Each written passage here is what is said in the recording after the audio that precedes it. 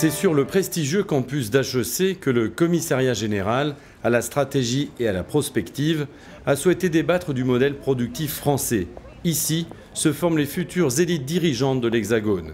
Premier constat, l'heure est à l'open innovation ou innovation ouverte. Son principe, quel que soit le problème, la solution existe, soit dans un autre pays, soit dans un autre domaine. L'exemple cité lors des débats, c'est celui de Saclay, une commune située à 20 km de Paris, où grandes écoles et universités ont décidé de s'unir.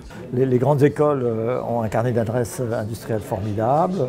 Les universités font une recherche de base formidable en connectant ce carnet d'adresses industrielles et le potentiel de l'université, qui souvent n'a pas ce carnet d'adresses. Bon, là, on a une complémentarité très très forte. Il y en a beaucoup d'autres. Et donc ça, c'est vraiment le côté novateur de Saclay. C'est pour la première fois de mettre ensemble les grandes écoles et les universités.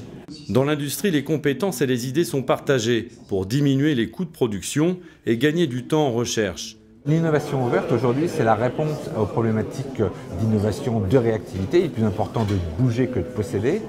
Un bon exemple, c'est il y a 10 ans de ça, au salon de l'auto, on soulevait un drap, on découvrait une voiture qui avait été créée à l'intérieur de l'entreprise. Aujourd'hui, elle est largement pensée, créée à l'extérieur de l'entreprise aussi.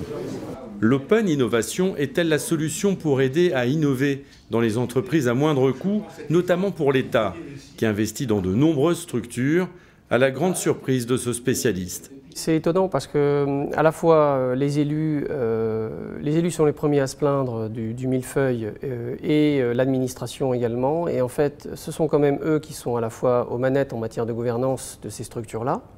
Et également, c'est eux qui payent, généralement de manière très prononcée.